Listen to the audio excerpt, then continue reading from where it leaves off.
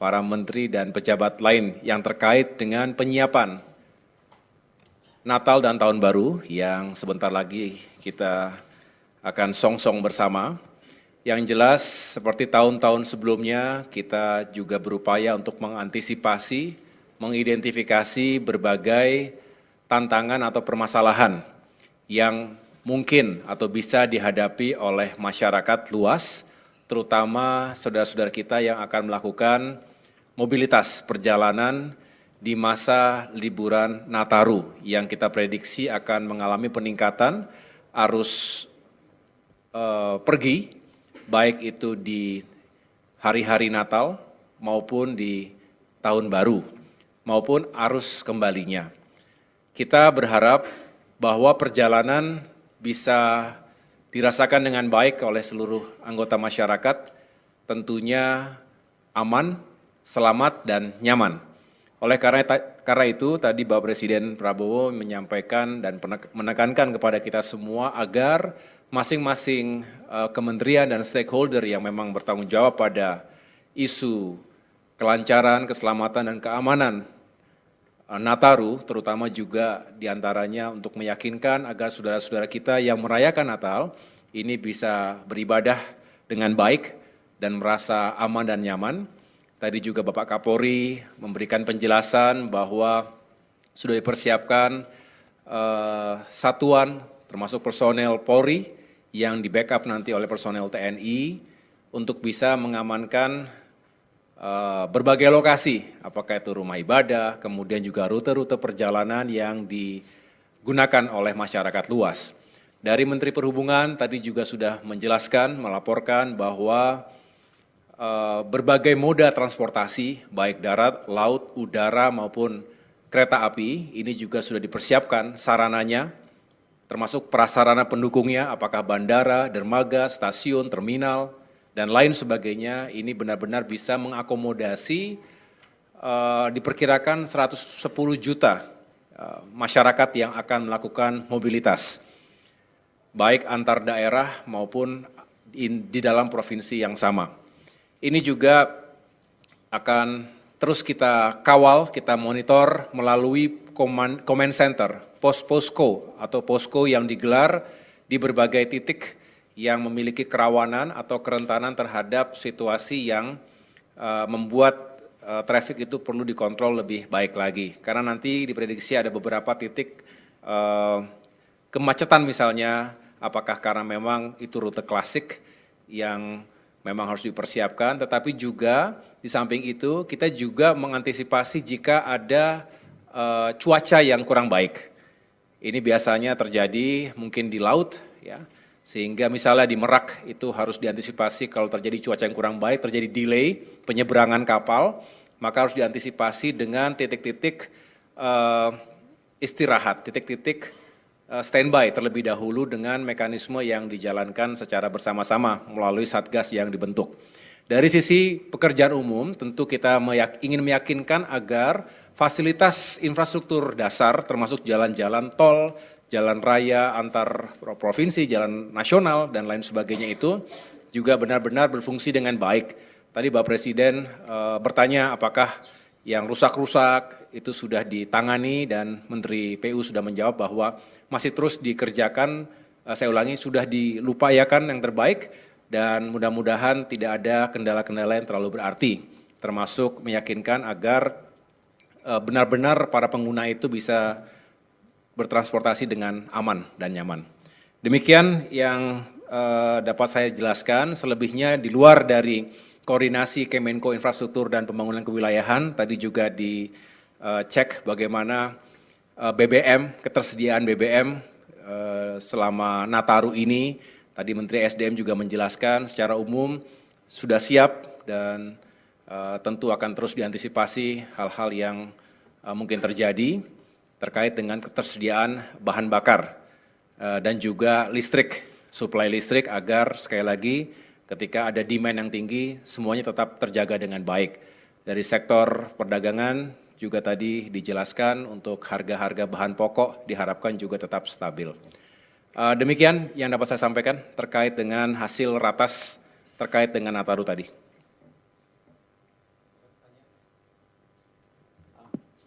Terima kasih Pak. Saya Emir Pak dari CNBC. Sedikit aja Pak mau tanya terkait dengan tol yang difungsikan untuk saat Nataru nanti ada berapa dan di mana saja ya Pak? Terima kasih. Nanti bisa dijelaskan lebih lanjut. Yang jelas kita mempersiapkan berbagai ruas jalan tol, termasuk juga kita ingin memastikan manajemen rekayasa lalu lintas untuk mengantisipasi kemacetan yang mungkin terjadi. Ini bisa saya jelaskan secara singkat, nanti mungkin kesempatan berikutnya bisa dijelaskan oleh Menteri PU. Jadi jalan tol di Pulau Jawa yang operasional itu sepanjang 1.830 km. Kemudian ada beberapa, saya ulangi, tempat istirahat dan pelayanan yang dipersiapkan itu ada 90 secara keseluruhan dan 422 gerbang tol beroperasi.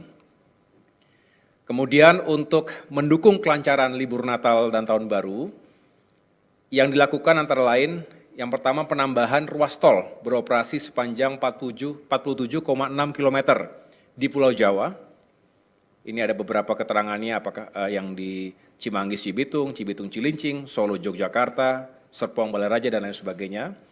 Kemudian ada juga yang sifatnya fungsional, jalan tol fungsional sementara. Nah ini kebetulan nanti malam kan saya akan bersama Bapak Menhub mencoba trek direct train dari Jakarta ke Yogyakarta. Kemudian keesokan harinya saya juga akan melakukan pemeriksaan bersama Menteri PU di segmen jalan tol fungsional khususnya yang menghubungkan Klaten dengan Prambanan, kurang lebih 8,6 km. Karena ini sifatnya belum 100% sempurna, karena sifatnya fungsional, maka memang ada beberapa yang belum sangat optimal. Tetapi kami ingin memastikan bahwa walaupun belum 100% bisa dioperasionalkan dan masih sementara sifatnya, tetapi tetap kita utamakan keselamatan dan kenyamanan masyarakat pengguna jalan tol tersebut.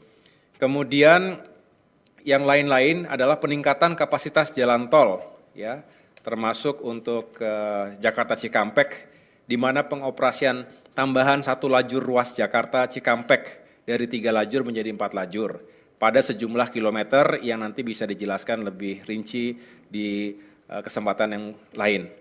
Saya pikir itu jaringan jalan nasional non tol di Indonesia juga akan terus kita persiapkan sehingga masyarakat nanti bisa traveling dengan lebih baik lagi.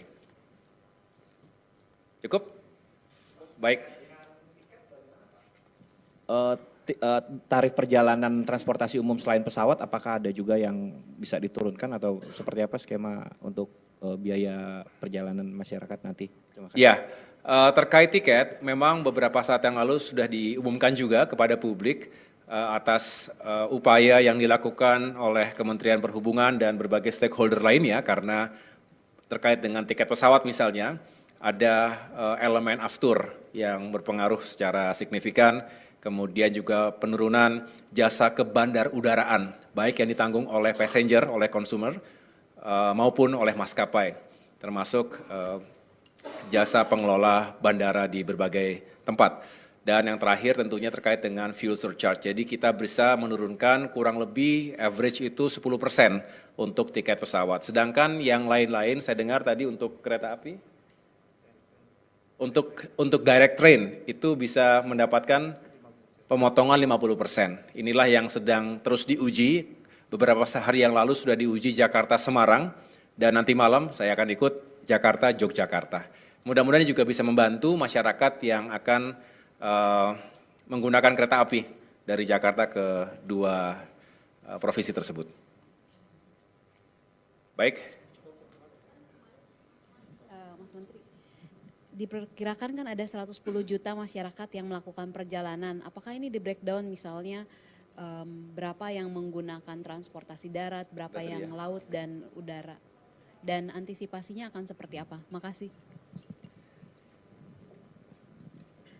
Sebetulnya tadi sudah dipaparkan kepada Bapak Presiden, nanti bisa diserahkan kopinya untuk datanya ya. Ada bisa diambil sebentar.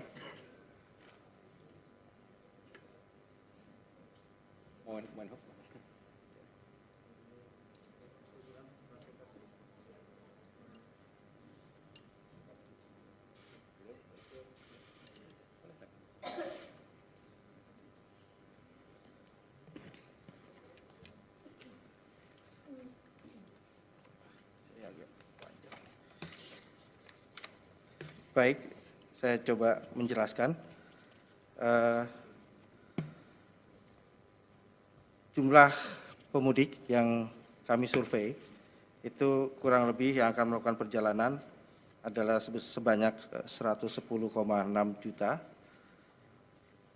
Kami memang terdiri dari beberapa moda transportasi, diantaranya adalah moda transportasi udara yang masih tergolong banyak, sekitar 8,2 juta.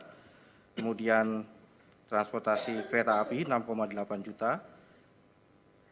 Penyeberangan, terminal atau ke darat itu 2,5 juta, penyeberangan 1,6 juta, dan pelabuhan 1,3 juta. Untuk detailnya nanti akan kami sampaikan juga kepada media mengenai jumlah yang akan digunakan oleh para, mengenai moda transportasi yang akan digunakan oleh para pemudik. Kurang lebih demikian untuk penjelasannya. Ada lagi? Silakan. Nanti bisa di share ya. Siap. Cukup ya, Bapak Ibu sekalian? Sedikit menambahkan aja Pak, tadi Bapak kan sudah menjelaskan soal adanya stimulus di bidang udara ya Pak, transportasi udara dan kereta gitu. Kalau untuk transportasi lain seperti di sektor transportasi laut misalnya penyeberangan feri dan perjalanan di jalan tol gitu, atau itu juga apakah akan ada stimulus serupa Pak gitu? Masih harga yang sama ya.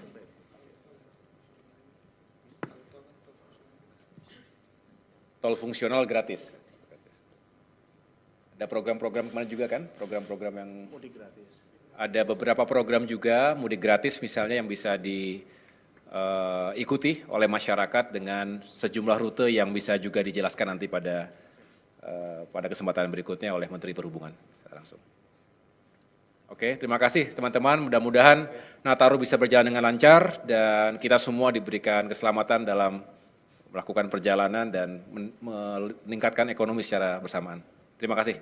Wassalamualaikum warahmatullahi wabarakatuh.